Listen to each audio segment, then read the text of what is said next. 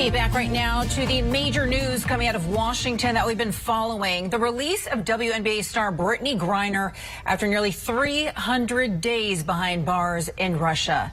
Dr. Deandra Moss is a close friend of WNBA star Brittany Griner. She joins us now live. Deandra, big news today. Probably some of the best news that you have heard for a while, I'm imagining. Brittany finally coming home after 294 days in a Russian prison. How are you feeling right now? I feel relieved, to be honest. And just to be completely open, I was worried. I didn't think that she would come home, you know. There was a moment where there wasn't a lot of movement, and they already were kind of, you know, tight-lipped about, like, the progress that was going on behind the scenes. So I was worried that this would extend on, you know, well into the new year. So to hear and to wake up, I woke up this morning, my mom was calling me. She said, Brittany's out, Brittany's out. I was like, what? And I just couldn't really believe it. But I feel relieved that she's going to be back with her family, with Sherelle, her wife, and she's on that plane right now. It just makes the holidays even sweeter knowing that she'll be able to spend it home in the United States. It's really, it was a nice phone call to wake up to this morning with that news. Absolutely. I can only imagine. And, you know, as you speak, I can hear the fear in your voice, and I can imagine how concerned you have been this whole time. While Brittany was being held in that Russian prison, were you able to speak with anyone in her family? Were you able to speak with Sherelle? I haven't spoken with Sherelle because at this time it's difficult to. It's only so much consolidation that you can do. It's just something that we just can't imagine. I mean, you know, I've had people very close to me who have been incarcerated, none to this magnitude in a Russian prison. It's just something that many of us can't really relate to. So the best thing that we could do was only thing we could do is uplift Brittany's voice, keep sharing her message, her name via social media, to show support and to make sure that she isn't forgotten about, and that we continue to spread positivity and love to her wife and her other family members. But I imagine I'll connect with them shortly after things kind of die down and they have their time together, which is most important. Like, you know, there's going to be trauma and things, downstream impacts of this later on. So it's best to give them their space and to let them decompress. That's the best thing I can do. Absolutely. You know, I wanted to ask you about your own personal experience, because I understand that you have played for a Ukrainian basketball league. What is the experience like as a player who is playing for a team that is overseas? And what was going through your mind when you had heard that she had been basically taken captive by the Russians? You know, when I played with the Ukraine, the national team, you have to understand that the world we live in the United States is such a bubble. It's such a bubble. Life exists, reality exists outside of the norms that we have here in the States. And to have that lived-in experience, that day-to-day life, those day-to-day interactions, and to see a glimpse of just the differences, infrastructure-wise, culture-wise, basic things from grocery stores and shopping malls, the streets and how they're paved, and just the norms and customs of the people. Like, it's scary because you're unfamiliar with it. It'd be one thing to be, you know, in jail in the States, a place where you're familiar, where people speak the same language as you. You still don't want to be there. But that does give you a little bit more comfort being somewhere else where things are just totally different.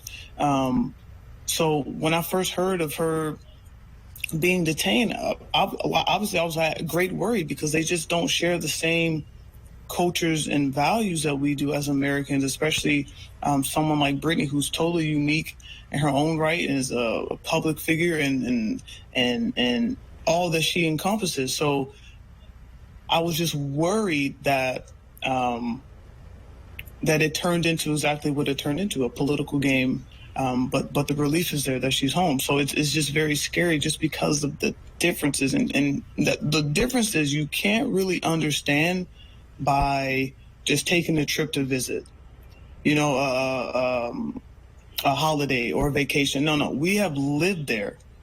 We know the streets by name. We eventually start speaking the language. These are lived in experiences, which are very different than just taking a holiday to Moscow or taking a trip to Kyiv.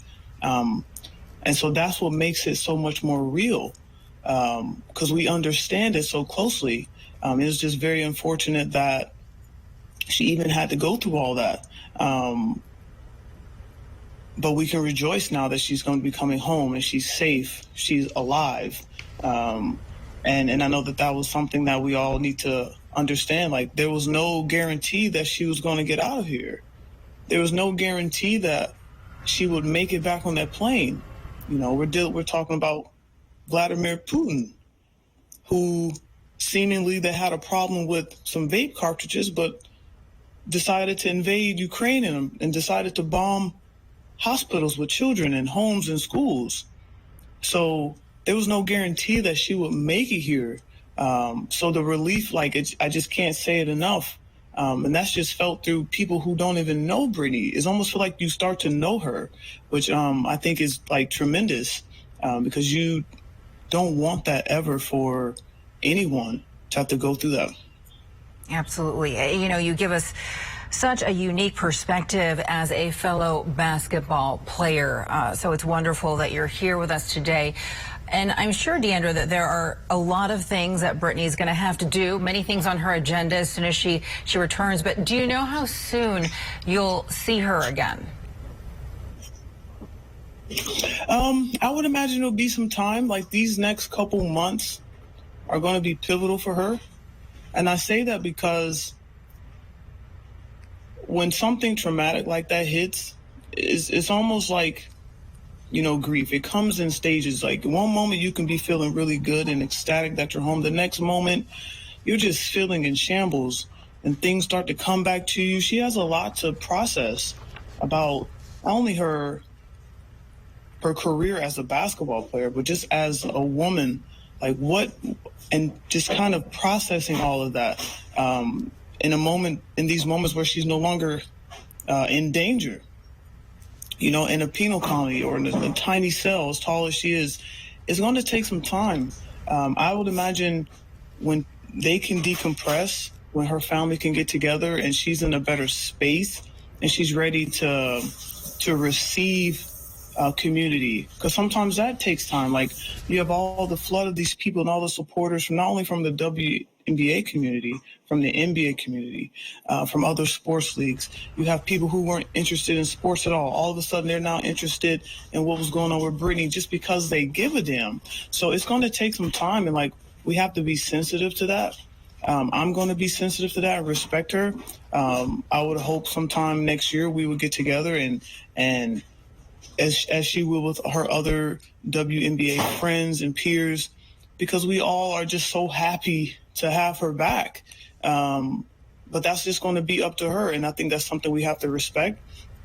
But it'll be a time and a place for that, and I think we'll all rejoice and we'll have a drink or two and really celebrate the fact that she's here. Absolutely. Deandra Moss, thank you so much for your time today. We're so happy that you will finally be able to say hello to Brittany in person. Some great news coming out of Washington today. Deandra Moss, we appreciate it. Thank you, Veronica.